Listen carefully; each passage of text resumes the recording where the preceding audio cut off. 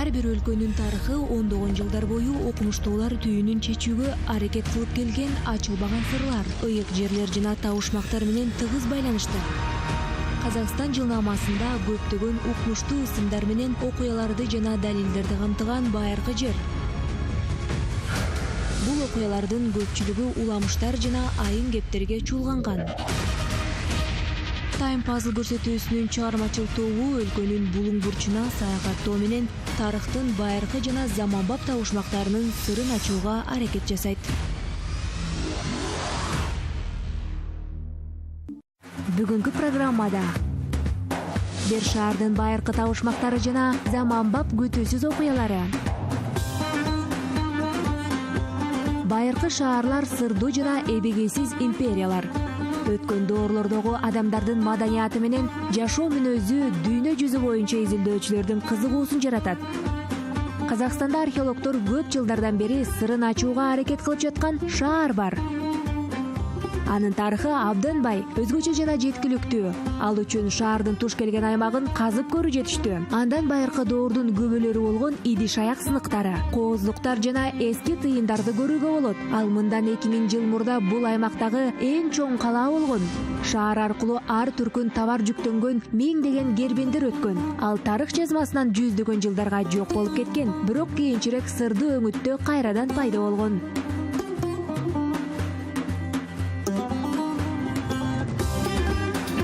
Байыркы шаар өзүнүн жер кыртышында эмнелерди жашырып турат.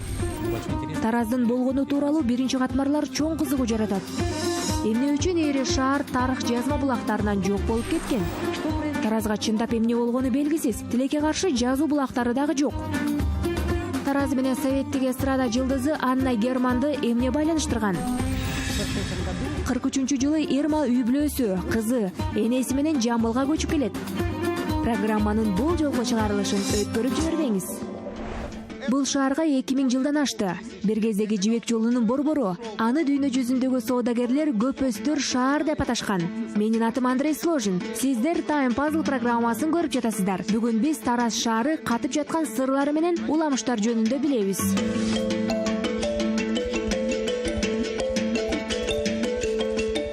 Тараз Казакстан Республикасынын түштүгүндө, Кыргызстандын чек арасында жакын Талас өрөөнүндө, Каратоо менен Батыш Тянь-Шань тоолорунун ортосунда жайгашкан. Азыр анча чоң эмес инфратүзүмдү жакшы өнүккөн. Дээрлик 400 миңге чукул калкы бар заманбап шаар. Биринчи көргөн жолоочу Таразга 2000 жыл болду деп эч айта албайт. Азыр шаардыктар жай баракат сейилдеп жүргөн жана бир калыпта жай турмуш өтүп жаткан жерде тарых ченеми боюнча буркан шаркан кайнаган катуу күрөш жүрүп турган. Тарыхчылардын пикири боюнча аны гундар негиздегенин эч ким деле биле бербейт. Бул тууралуу бизге Жамбыл облустук аймак таануу музейинин жетекчиси Людмила Хапилина айтып берет. Первые письменные источники фиксируют Тарас 1 века до нашей эры. Биринчи жазма булактар шаарда биздин заманга чейинки биринчи кылымда катташкан. Бул өз кезегинде Кытай империясынын кетип, бул жерге шаар негиздеген гун урууларына байланышкан. Гундардын башкаруучусу Джиджи Талас дарыясынын жогору жагын жактырган. Бул аймак берекелүү, илбесинге бай болгон. Ошондуктан шаарды ушул жерге негиздеген. Шаарды 500 жоокер курган. Курулуш 2 жылга созулган. Бирок калктын бир бөлүгү карамагынан чыга баштаган кырдаал Кытай империясына жаккан эмес. Ошондуктан алар Тараз шаарына көп жолу кол салышкан.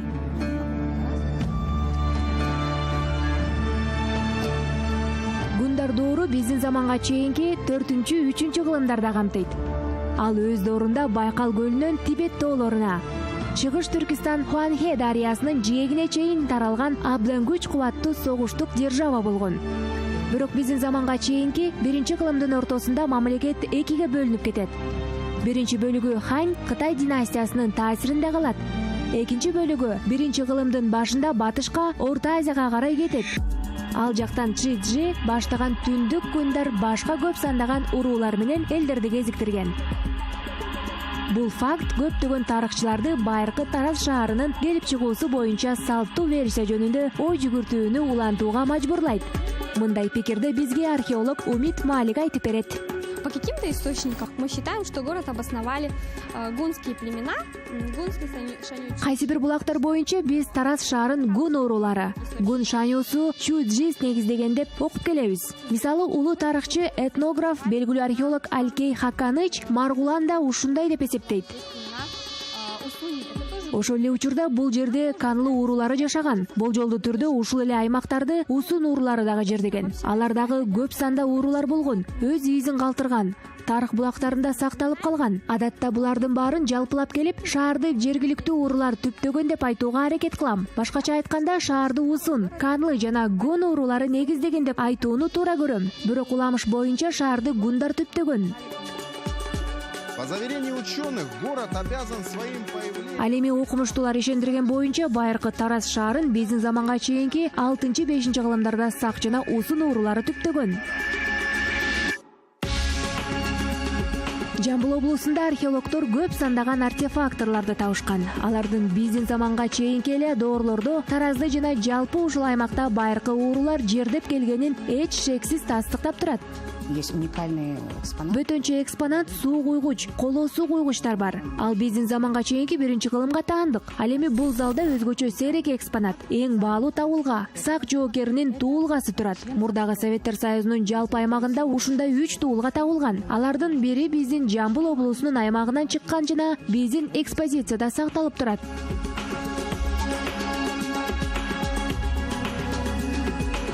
Ошол кездеги сак жана усун уурулары гундар менен өздөрүнө гана белгилүү кандайдыр бир шарттарда тынчтык келишимин түзүп, келгендерге ушул аймакка жашоосуна уруксат бериши толук мүмкүн. Бирок мындай тынч жашоо көпкө созулган эмес.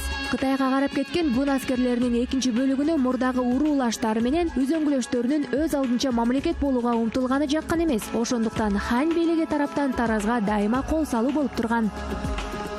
Шаар 3 жолу каршылык көрсөткөн. 4-жолкуда шаар утулган. Ал эми шаар жеңилип, эли баш ийген белги катары Джеженин башын кесип Кытайга жөнөтүшөт. Ал доор биздин заманга чейинки 1-кылымда болгон.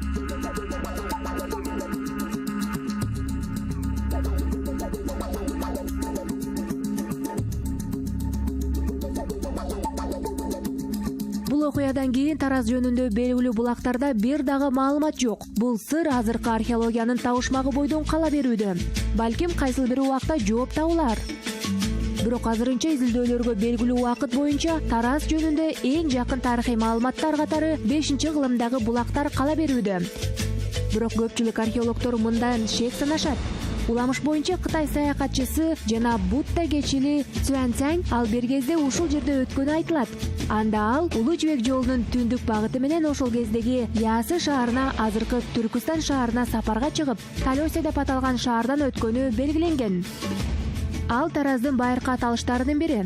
Бирок тарыхый маалыматтар боюнча кечил Цюаньцянь ал мезгилде жолдо жүрө алмак эмес, анткени ал ошол доордон 200 жылдан кийин тагыраагы 602-жылы туулган.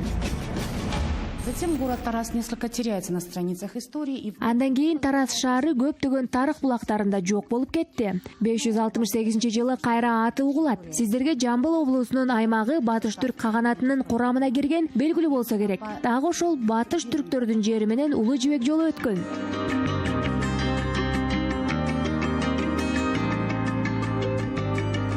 Пекир тарыхтын көз карашы менен алганда бир кыйла тагыраак. Анткени Батыш каганатка азыркы Казакстан, Түндүк Кавказ, Крым, Урал аймактары менен жалпы Орто Азия кирген. Ал империя ушунчалык күч кубаттуу болгондуктан аны менен көптөгөн коңшу мамлекеттер эсептешкен. Батыш түрктөрдү союздаш кылуу максатында Византия императорлорунун бири Юстиан II түрк каганы Дисабулдун ордосу өз элчилигин жөнөтөт. Анан ал элчилерди 568-жылы Тараз шаарына күтүп алышкан.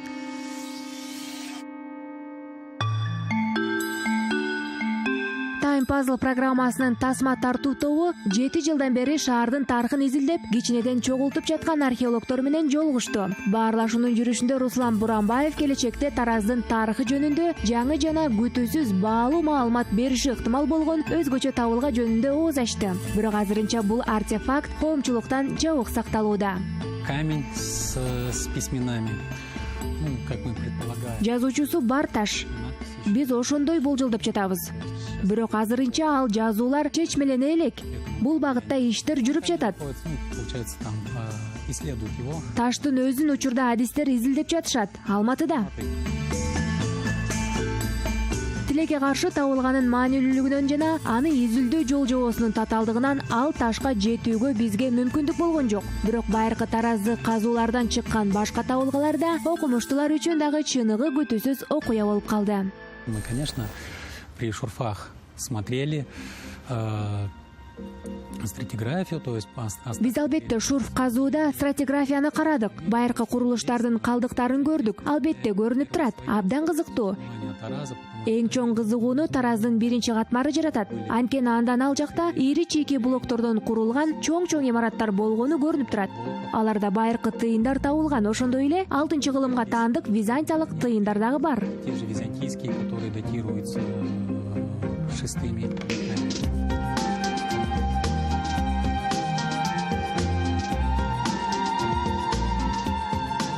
Византиялык тыйындардын пайда болушу алгач таң калтырышы мүмкүн, бирок ошол мезгилде Улуу Жибек жолу башкы соода магистрали болгонун эске алганда бул факт анча эмес эле таң калыштуу болбой калат. Римдин кулашынан кийин бул жака римдиктердин бир бөлүгү келгени тууралуу версия бар экени баары эле биле бербейт. Бул тууралуу тарых мезгилиндеги этностордун географиясы деп аталган китебинде орусиялык жана советтик чыгыш таануу тарыхчы жана географ Лев Гумилев жазган. Белгилүү болгондой, Тараз Византия менен дипломатиялык алака катыш, соода сатык жүргүзгөн, империядан качкандарды да кабыл алган. Здесь в Таразе функционировал несторианский храм, то есть еще в середине. Таразда несториандык ибадаткана болгон. 5-кылымдын ортосунда Никей чиркөөсүндө несториандык агым сынга алынган. Андан кийин несториандар Византиядан, Сириядан баары Орто Азияны көздөй жылышкан. Алардын чиркөөлөрү бир гана Таразда эмес, жалпы аймак боюнча көп жерлерде табылган. Мында Будда кечилканасы, мусулман мечиттери болгон. Храмы, мусульман мечети, мусульманские. Обнаружена керамическая посуда. Несториандык крест, Будда белгилери түшүрүлгөн карапай идиштер бул шаарда толеранттуулукту, динге сабырдуулук деңгээлде өтө жогору болгонун айгинелейт. Чиркөөнүн өзү дагы изилдөөчүлөр көптөгөн суроолорду жараткан. Алардын божомолуна ылайык Тараз шаары бейтараптуулук сакталып жай болгон. Мында ар кыл диний агымдардын өкүлдөрүнө тынчтыкта жашоого жана иштөөгө мүмкүн болгон. Согуш жүргүзүүгө тыюу салынган. Мындай мамиледен улам Нестериан качкындар ушул жерге отурукташып калышкан. Алар шаардын мыйзамына ылайык жашап, соода жүргүзүп, ибадатканаларды кура башташкан. Коомчулукка белгисиз болгон андай жайлар тууралуу тарыхчы Инкар Казмадияров айтып берди. Вы видите вот увлажненные части стены? Бул дубалдын нымдуу бөлүгү археологиялык жактан сакталган. Башкача айтканда, башында ушундай болгонбу? Мы его чуть-чуть подняли. Көрүүчүлөргө бир кыйла жакшы көрсүнүү үчүн бир аз көтөрүп койдук. Анткени бул бийиктикти археолог түшүнмөк. Ал эми катардагы кишилер бул эмне деп түшүнүшпөйт. Дагы бийик болушу мүмкүн беле? Мүмкүн. Үстүндө кандайдыр бир купол болгонбу? Получается, вот эти суфы. Ооба, булар да археологиялык казуулардан чыкты. Алар дагы ошол доордун сакталып калган. Пилоны. Тиги пилондор дагы. Это что? Бул эмне? Сохранены, а внешне. Аларда сакталган. Архитектуралык имараттар пилондорду кире беришке курушкан. Так кире беришке. Карасаңыз 1, 2 жана 3-чү пилон сакталып калган. Раз, два и третий пилон не сохранился. Пилондор ошондо бул эшиктин эки тарабында турат. Анын бул жерде каалга болгон. Бул пилондор сакталбай калган бөлүгү болуп калат. Түшүнүктүү. В 2005 году в ходе археологической экспедиции Института археологии 2005-жылы Алхей Хаканыч Маргулан атындагы археологиялык институттун археологиялык экспедициясынын жүрүшүндө бул объект ушул мечит табылган. Ал башында Нестериандык багыттагы христиан чиркөөсү болгон. Кийин 893-жылы Таразга жана Шаржы кенине Исмаил ибн Ахмад кол салганда ошол кезде Таразды башкарган Карлук каганы көз карандысыздыкты сактап калууну максатында шаардын 10 000 калкы менен бирге исламды кабыл алат. Анда Исмаил ибн Ахмаддын буйругу боюнча шаардагы бардык диний имараттар мечитке өзгөртүлүүгө тийиш болгон.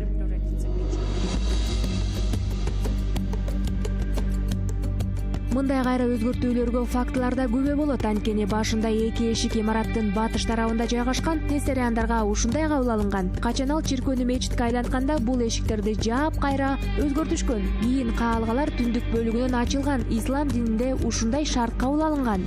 Позже, когда объект был переделан уже в мечеть, Объект мечит болуп өзгөртүлгөндөн кийин мына бул мечиттердики сыяктуу борбордук колоннадагы пайдубал кошумча курулган.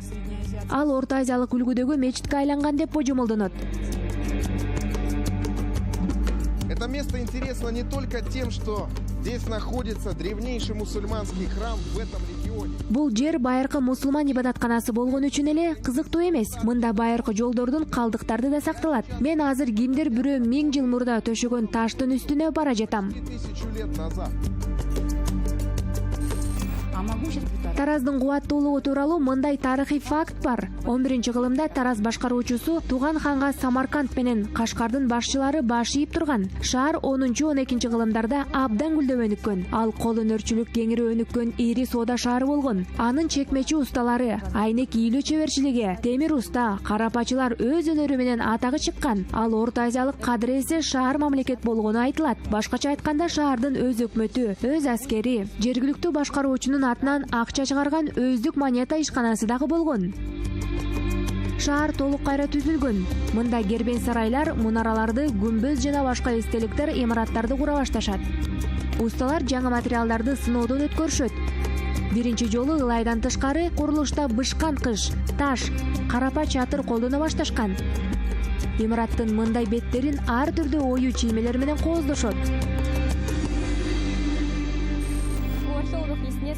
Археологдордо бул шаардын адамдары алектенген кезиктер тууралуу бир нече божомолдоолор бар. Негизи эле араб архитектоникасы боюнча шаарлар Шахристан, Цитадель жана Рабатка бөлүнгөн. Цитадель бул ак сөөктүр, шаардын бийлиги жашаган бөлүк десек болот. Шахристан шаардын калк жыш жайгашкан бир гыйла жандуу бөлүгү. Рабат негизи жакырлар жашаган соода кол өнөрчүлүк курулуштары. Наибольшее развитие Тараз получил. Тараз 10-12 кылымдарда жакшы өнүгүүгө жетишкен. Ал Карахандар мамлекетинин борбору болгон. Ошол кезде мында чопо суу куурлары жана агынды каналы, таш төшөлгөн жолдор, тротуарлар жана коомдук мончолор болгон. Как мы узнали, что это баня? Там есть жаропроводящие каналы. Печка, к сожалению, печка не сохранилась. Биз мончо экенин кантип билдик? Ал жерде ысык өткөргөн каналдар бар. Тилекке каршы меш сакталган эмес. Мончо алдындагы эки негизги имарат бар. Биз мончонун полу чоподон чопо такталардан төшөлгөнүн байкап жатабыз. Мындан тышкары биз эңкейиш жана сууну төгүү үчүн көзүнөк бар экенин байкадык.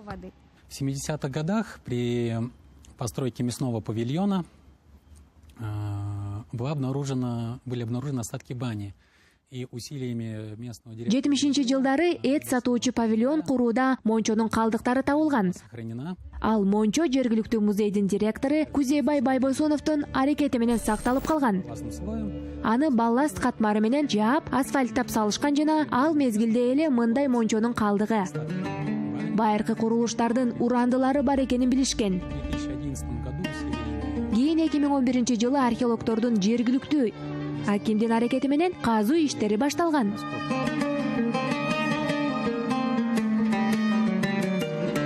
Мончону казуунун жүрүшүндө археологдор андан ары тереңдеп, изилдөө аймагындагы кеңейтишет. Биринчи кыш дубалдар, көп сандаган карапа чатыр бөлүктөрү, чырактар, табактар, аркыл жез жана латун идиш аяктар табыла баштаган. Ошондо археологдор өзүнчө эле мончо же кербен сарай эле эмес, андан соң курулушка туш келгени түшүнүктүү.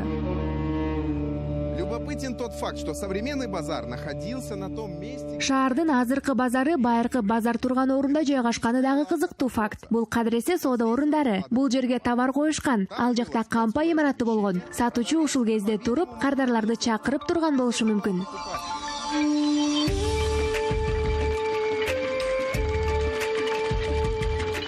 11-12 кылымдарда Тараз соода борборуна айланган. Ал Атлах Шелджи, Джувикат сыяктуу башка көптөгөн чакан шаарлар кирген. Жети суу аймагында маданий-экономикалык оазис болгон. Тарыхчылардын эсеби боюнча алардын саны 30га жеткен. Алардын баарын аскерлер коргоп турган. Азыркыга чейин Тараздын айланасында кароол мунараларынын калдыктарын кезиктирүүгө болот.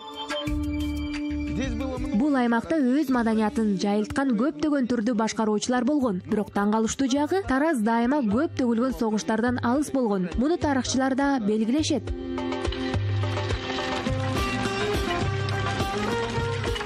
Жашоо өз ногу менен өтө берген. Соодагерлер шаарга келишкен, товарды базарга сатышкан же алып сатарларга беришкен. Байыркы мейманканаларга токтоп, коомдук мончолорго барышкан. Бирок мындай тынч жашоо көпкө созулган эмес. Кийинчерээк Байыркы Таразда олуттуу окуя болуп өткөн. Ал бир гана шаар менен аймактын өнүгүү тарыхын эмес, жалпы Евразиялык континенттеги таасир этүү чөйрөсүндөгү абалды түп тамыры менен өзгөрткөн.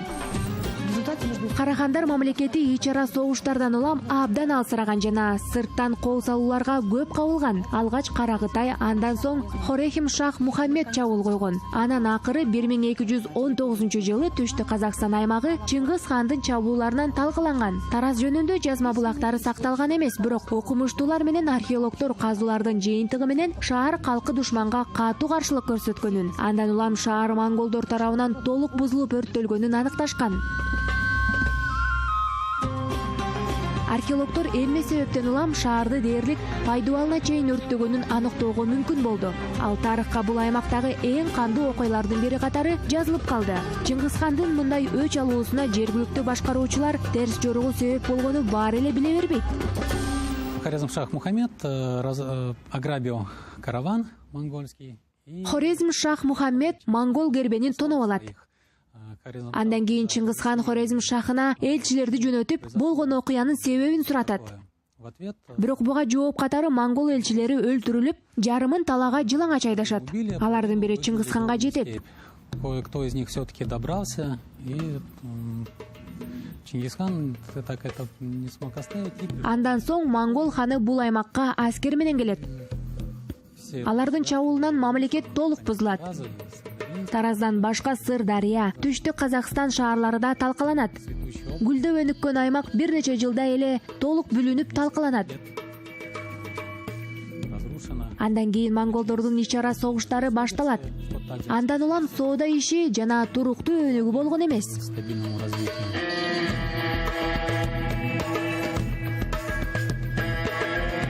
Тараз шаарын монголдор бузганы тууралуу теориянын биринчи археологдору айткан. Казакстандын байыркы ири шаарларынын бири Отырарда талкаланышы жөнүндө тарыхты жана казуулардагы өзгөчө археологиялык катмарларды салыштыруу менен шаар өрттөлгөнү тууралуу ой айтылат. Бирок бардык эле изилдөөчүлөр буга кошулбайт. Монголдор жалпы шаарды өрттөгөн эмес. Археологдор өрттөрдүн изи ар кайсы жерде табылгандан кийин ушундай пикирге келишкен. Бул аймакка монголдор келгенден кийин Таразды алар дайындаган өкүлдөрү башкара баштаган. Ал гана эмес, ага шаардан мазар да бөлүшкөн. Бул тууралуу бизге Байыркы Тараздын эстеликтери Корук музей фондунун башкы сактоочусу Анна Кракошева айтып берген. Звали этого человека Багыл Булга Игбалхан Даудбек. Ал адамдын аты Багыл Булга Игбалхан Даудбек болгон. Ал 1262-жылы каза тапкан. Тактап айтканда 13-кылымдын ортосу. Ал мезгилде Тараз урандыларынын арасында кайра журулуп жаткан. Монгол татарлар чабуулунан кийин шаар катуу жабыркаган. Бирок ал кайра жанданган. Чакан гана өлчөмдө кайра калууна келтирилген жана шаардын жашоосу акырындап өчө берген. Шаар талкаланууга дуушар болгонун жана кандуу согуш башынан өткөргөнү таң калыштуу болсо дагы Байыркы Таразды казууларда табылган байлык тастыктап турат. Находились здесь 2 золотых клада. Бул жерде 2 алтын кенчин табышкан. Аларда алтын жана күмүш буюмдар, сөйкө, шакек, билерик, уютулган жамбылар болгон. Анын үстүнө ээлери бул кенчтерди шашылыш түрдө көмгөнү байкалып турат. Биз аны Чопо полдун алдынан таптык. Аны кишилер полдун астына казып туруп таптап салышкан экен.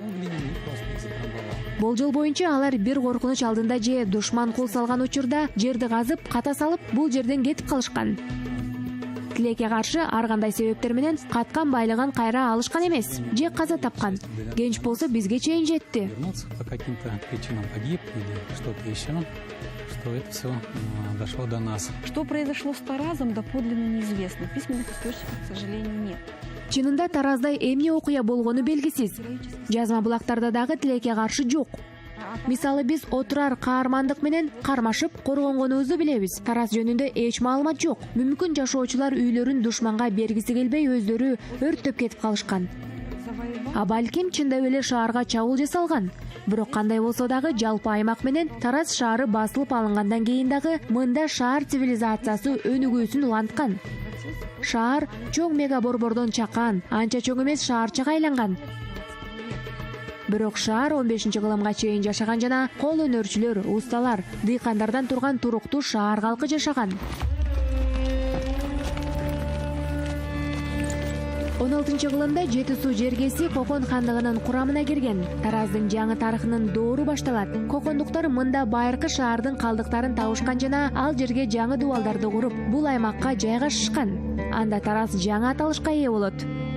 Начало Аулияты идет со второй половины. Улуу Атанын тарыхы 19-кылымдан экинчи жарымынан башталат. Анда Түштүк Казакстан аймагы Намангандан чыккан өзбек тарабынан басылып алынган. Алар бул аймакка сепил салып, бекемделип, аны Наманган Куче деп аташат. Чептин айланасында акырындап эл отурукташа баштайт. Жыйынтыгында Карагандар династиясынын башкаруучуларынын биринин атынан Улуу Ата деп аталган шаар түзүлөт.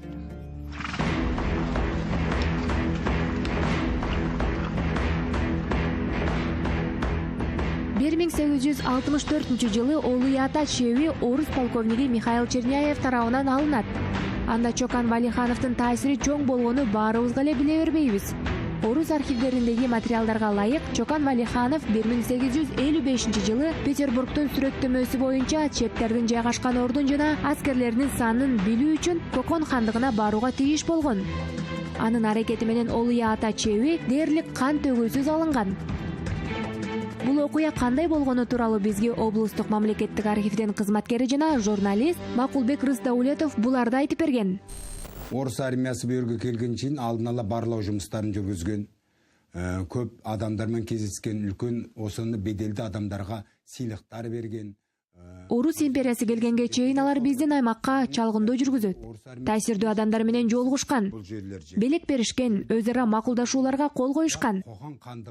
Орус армиясы бул жерди эч кандай тоскоолдуксуз жеңип алган. Ал кезде казак элинде Кокон хандыгына нааразычылык көп болгон, анткени акыркы жылдары алар элге салык салып калган. 12 жашар улдарды, 10-12 жашар 15 жашка дейин кыздарды. Мисалы 11-12 жаштагы балдардан жана 12-15 жаштагы кыздардан салык алган. Кокон феодалдары казак калкына кордук көрсөтүп, өз билгендерин кылган.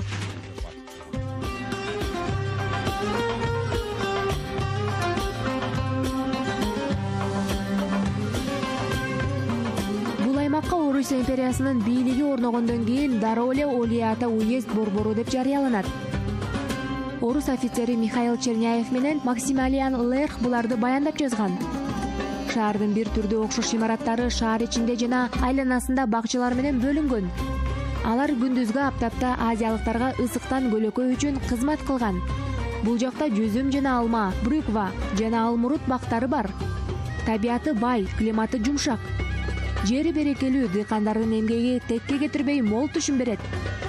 Тоонун таза өзөндөрүнүн жана ыйык булактардын суусу менен сугарылган шалба жерлери эң мыкты. Жаңадан Орустун башкаруу орталык Казакстандын оңтүстүк өңүрлөрүн башкаруу тууралуу эреже кабылдаган. Анда бул кезде жаңы генерал-губернатор түзүшкөн. Казакстандын түштүк аймактарын башкаруу жөнүндө устав кабыл алынып, ал жобого ылайык башкаруу тутумун киргизишкен. Башында уезд борбору катары Улуу Ата шаары каралат, бирок айрым жагдайларды эске алуу менен борбор Ташкентке көчөт. Ал кезде Улуу Ата Ташкент же Чымкентке караганда чоң шаар болгон. Үлкөн калалардын бири. Губернаторлуктун Ташкентке көчүшү менен Улуу Ата шаары сүргүн жайына айланат. Сүргүнгө айлангандардын күчү менен Жети суу темир жолун куруу башталган. Көчөлөргө жарык коюшат, тротуар төшөшөт, ошентип шаар сооданын гүлдөгөн борбору бойдон кала берген.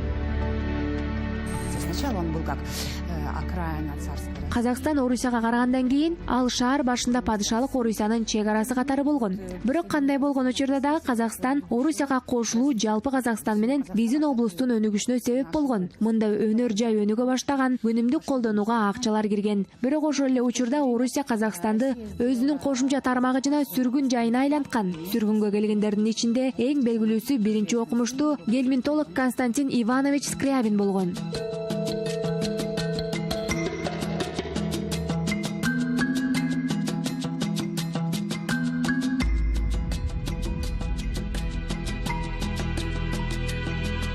Кийинчерээк бул жакка совет бийлиги келет. Режимдин алмашуусу бир кайла жумшак жана кан төгүүсүз өтөт. 1936-жылы Олий атаны Казакстан большевиктеринин Коммунисттик партиясынын Борбордук комитетинин биринчи катчысы Ливон Мирзояндын урматына Мирзоян деп өзгөртүшкөн. Бир кызыгы ал киши бул кызматка өзүнүн атындагы шаарды 1937-жылы гана киришип, 1938-жылга чейин иштейт. А 1938-жылы буга айынын 15-inde Мирзоян Сталинден телеграмма алат. Анда ага тез арада Москвага келүүгө буйрулган. Буга айынын 16 күнү Мирзоян кызматынан бошотулуп, 23-күнү камакка алынат. Ал эми 1939-жылы Бердин айында атууга кетет. Ливон Мирзоян Лефортовада жатканда атылар алдында бир кезде өзү негизги адам болгон шаардын аты казак акыны жана обончу Жамбыл Жабаевдин атына өзгөртүлгөнүн билет. Жыйынтыгында так ошол Жамбыл Жабаевдин Ленинградтагы арналган ыры Советтер Союзунун бардык жашоочулары эң оор учурду баштан өткөрүп жаткан мезгилде бүткүл өлкөгө таралат. Улуу Отан согушу жылдарында тек кана Жамбыл каласында 2 атты аскер дивизиясы, бир нече батальондар, роталар. Улуу ата мекендик согуш жылдары Жамбыл шаарында 2 атчан дивизия, бир нече батальон жана роталар түзүлгөн. Казактардын 100 жана 101 көз карансыз улуттук бригадалары түзүлгөн. Биздеги маалыматтар боюнча Жамбыл облусунда Советтер Союзунун 20 баатыры, даңк орденинин 7 кавалери болгон. Мунун баары катталган. Согуштан кийин бул баатырлар менен даңк орденинин ээлери Жамбыл жеринде жашап калышкан. Бир нече Совет одагынын баатырлары менен даңк орденинин кавалерлери Жамбыл жеринде жумуш истеген.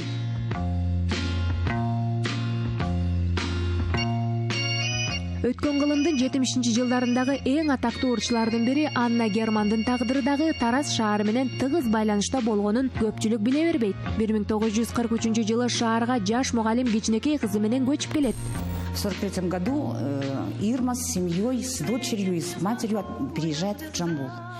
43-жылы Ирма үй бүлөсү кызы энеси менен Жамбылга көчүп келет. Бул жакта ал мектепке орношуп, мугалим болуп иштейт. Анна Герман ушул шаарда 3-класска чейин окуйт. Алар жеңишти ушул жакта тосушат жана 1946-жылы Ирма күйөөсүнүн мекенине жөнөтүү өтүнүчү менен арыз жазат. Ал поляк жесири катары саналчу. Анан 46-жылдын буга айында алар Жамбылдан көчүп кетет. 5 мая 1946 года они покинули Джамбул.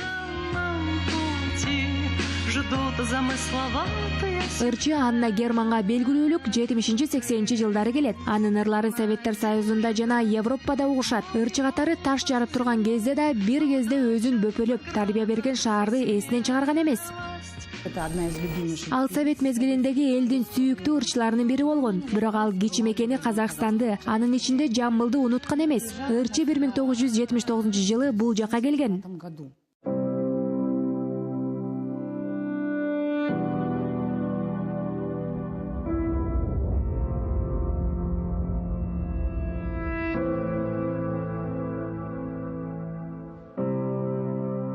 Анна Герман 1967-жылы Башона айынын 27-күнү Италияда болгон катуу автоунаа кырсыгынан кийин жалпы элге таанылганын көпчүлүк анча биле бербейт. Анда ырчынын коштогон ишкер бетон тосмого урунат. Кырсыктан Анна Герман унаанын маңдайына терезесине ыргып кетет. Андан ырчы көп жаракат алат. Ички органдары үзүлүп кетет. Ал бир жумадан ашык эс учу жок жатат. Кырсыктан кийин ырчыга өз алдынча басууну, кадыресе кыймылдарды жасоону кайрадан үйрөнүүгө туура келет. Авариядан 3 жыл өткөндөн кийин ал Варшавада биринчи концертин берет. Ошол эле жылы алтын диск сыйлыгын алат. Дагы бир жылдан кийин музыкасын Александра Пахмотова жана сөзүн Николай Добронов жазган «Үмүт» аттуу ырын жаздырат. Анна Герман 1982-жылы Башонанын 26-күнү Варшаванын аскердик госпиталында саркома дартынан каза табат.